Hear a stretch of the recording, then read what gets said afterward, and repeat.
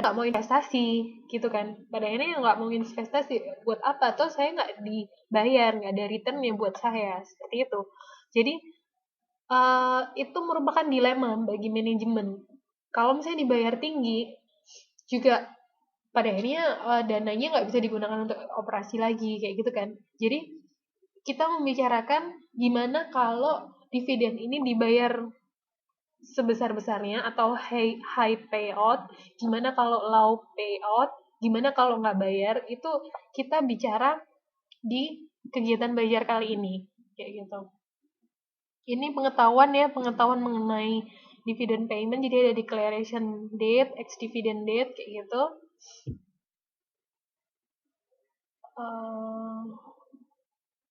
Ini pengetahuan juga ya, jadi ini, nah ini, this dividend policy matter.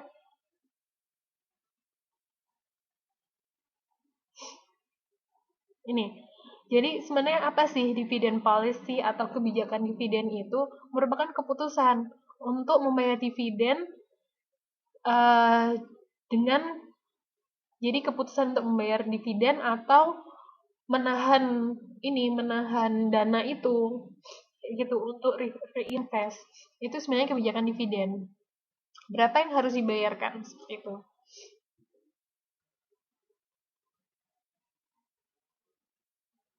Nah, masalah dari dividen karena the value of the stock is based on the present value of expected future dividend. Jadi ini, ketika kan kalau kita bicara harga nih, ini logika dasarnya ya. Kalau kita membicarakan harga, otomatis kita bicara demand and supply, seperti itu. Nah, karena harga terbentuk ketika demand bertemu dengan supply, seperti itu kan. Nah, gini, price of the stock atau value of the stock saat ini itu berdasarkan present value dari dividen dari expected future dividends. Jadi dividen yang diharapkan di masa depan. Karena begini, misalkan saya sebagai investor ya, saya ingin membeli sebuah saham. Nah, ketika saham ini saya nilai worth it atau enggak, saham ini menguntungkan apa enggak, saya melihat dari future dividend. Berapa yang akan saya dapatkan di masa depan. Seperti itu kan. Dan saya pribadi punya expected future dividends. Jadi paling enggak saya harus dapat segini, kayak gitu. Berapa persen? Misalnya begitu ya, required return-nya. Berapa persen baru saya mau beli. Ketika enggak, ya udah, enggak mau, kayak gitu kan. Jadi value of the stock is based on the present value of expected future dividends. Itu masalah dari dividen. Nah, makanya ketika perusahaan membayarkan dividen yang rendah, otomatis itu nggak akan menarik para pemegang saham untuk membeli kan, para investor untuk membeli. Oleh karena itu, ini jadi masalah kayak gitu. Secara teori kalau misalnya perusahaan menahan dividen, perusahaan nggak membayar dividen, menahan dananya ya, atau laba ditahannya besar, kan bisa reinvest. Otomatis ketika perusahaan reinvestnya besar, returnnya juga besar kan, jadi bisa membayarkan dividen yang lebih besar lagi nanti, kayak gitu. Jadi ini merupakan permasalahan yang kita hadapi di kegiatan belajar ini. Paham ya? Ini pemikiran dasarnya.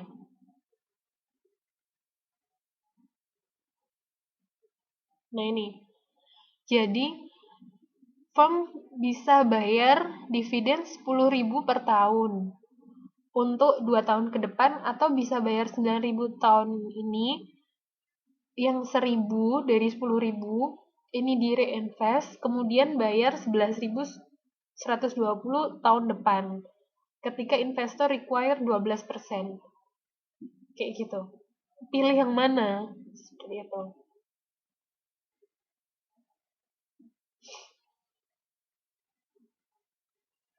Nah, sekarang kita membicarakan market value-nya.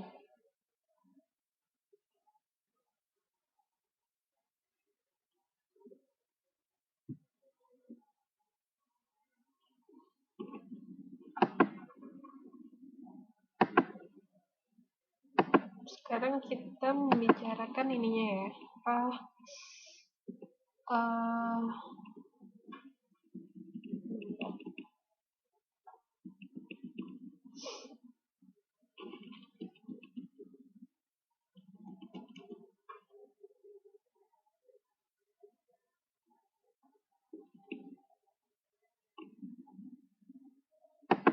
Ini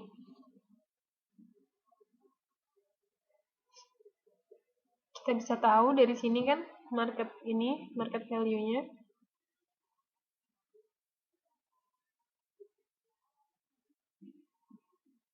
Mana yang lebih preferable bagi investor, itu sih nggak masalah. Jadi sebenarnya intinya selama perusahaan mendapatkan 12% ini, bisa memberikan 12% kepada investor, sebenarnya nggak masalah ya untuk kapan pembayarannya. Nah, ini yang sekarang kita bicarakan. Jadi ini ya, kalau low payout itu kalau di modul dividen dibagikan sekecil-kecilnya, kayak gitu. Jadi why might a low payout be desirable?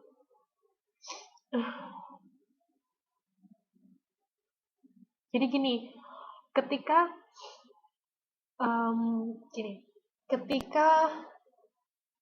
ini dari sisi investor ya. Kalau tadi kan kita bicara dari sisi perusahaan.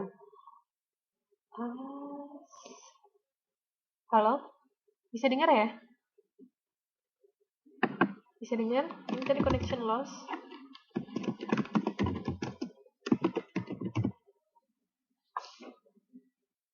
Jadi, kalau sekarang kita bicara dari sisi investor. Kalau tadi kan dari sisi firm. Kalau dari sisi investor,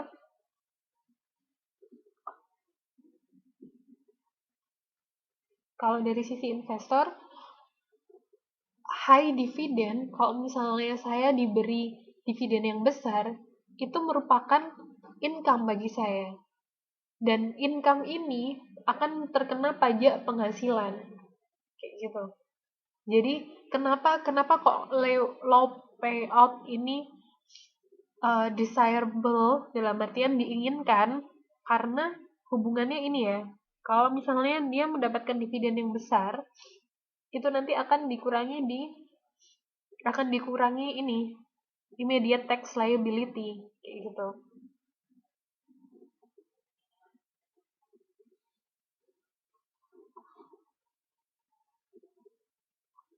Padahal jadi kalau misalnya bagi yang setuju akan metode ini, yang setuju akan kebijakan ini, mengabaikan yang namanya flotation cost, kayak gitu.